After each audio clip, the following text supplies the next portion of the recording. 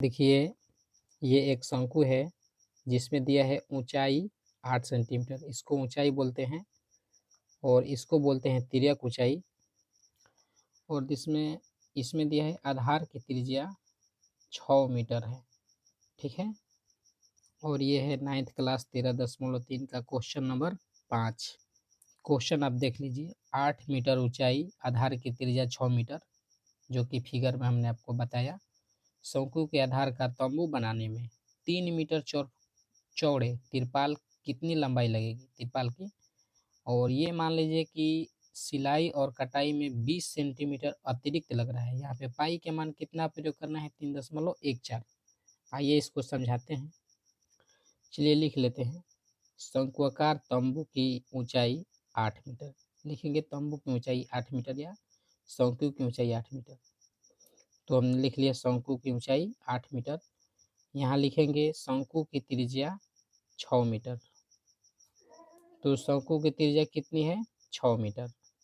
यहाँ हम निकालेंगे शंकु का तिर्यक ऊंचाई। तो लिखते हैं शंकु की तिर्यक ऊंचाई L बराबर। तो देखिए शंकु की तिर्यक ऊंचाई L बराबर होता है √h² प्लस r²। ये क्यों होता है, क्योंकि ये आपका h है और ये आपका r है और ये आपका L है। यहाँ से ये समकोण त्रिभुज होता है। तो समकोण त्रिभुज में कर्ण स्क्वायर बराबर होता है लंब स्क्वायर जोड़ आधार स्क्वायर। ठीक है। या कर्ण बराबर √ लंब स्क्वायर जोड़ आधार स्क्वायर।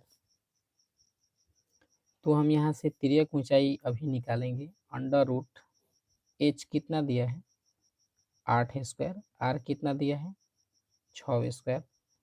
L बराबर हो जाएगा 8 का स्क्वायर 64, 6 का स्क्वायर 36। जोड़ेंगे ना, 6 4 10 के 0 हासिल 1, 6 3 9 1 10, 100।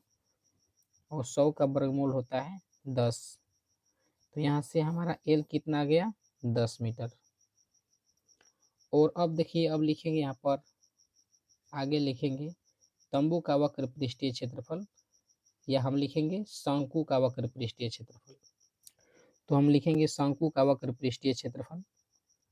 तो देखिए शंकु का वक्र पृष्ठीय क्षेत्रफल होता है πr_l। ठीक है। पाई के जगह पे 22/7 और r के जगह पर क्या आप लिख सकते हैं, 6 मीटर। l के जगह पे आप क्या लिख सकते हैं, 10। और यहाँ आप गुना कीजिए सबका। लेकिन देखिए पाई का मान 22/7 नहीं लिखना है, 3.14 लिखना है। चलिए कोई बात नहीं, यहाँ पे लिखेंगे पाई का मान 3.14 गुने 6 गुना 10। तो जब इसको गुना करेंगे तो ये हो जाएगा हमारा 31.4 गुने 6।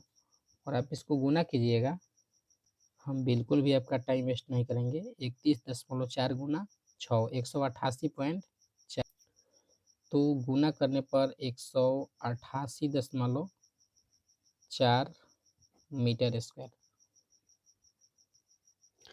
यहाँ पे देखिए क्वेश्चन में कह रहा है कि कैनवास 3 मीटर चौड़ी है। यहाँ पे कैनवास 3 मीटर चौड़ी है, तो यहाँ पे लिखेंगे इसलिए कैनवास की लंबाई।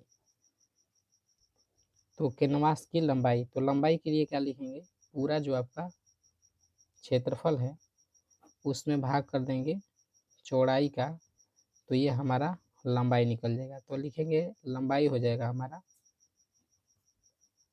जब आप भाग कीजिएगा 188.4 में 3 का, चलिए ये मीटर स्क्वायर है, जब भाग कीजिएगा तो आप देख सकते हैं भागा 3, तो आएगा 62.8।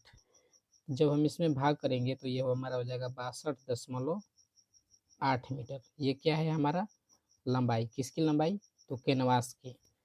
कब, जब कैनवास 3 मीटर चौड़ी है तो इसकी लंबाई हो गई 62.8।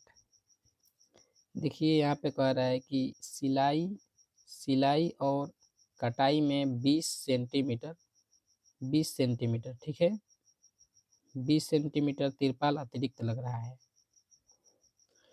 तो लिखेंगे हम 20 सेंटीमीटर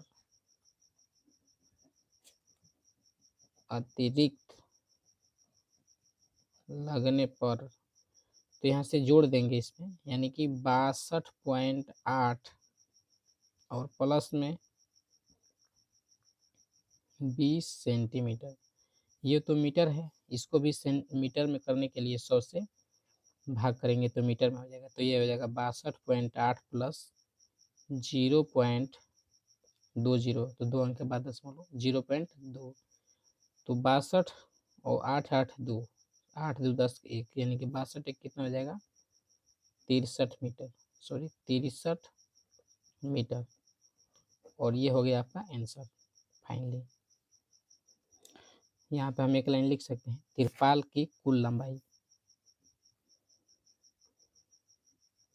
तिरपाल की कुल लंबाई बराबर 63 मीटर। तो आपको ये वीडियो कैसा लगा आप हमें कमेंट में ज़रूर बताएं। अगर इस वीडियो में कोई गलती हुई हो तो उसके लिए सॉरी। वीडियो अच्छी लगी तो वीडियो को लाइक ज़रूर करें।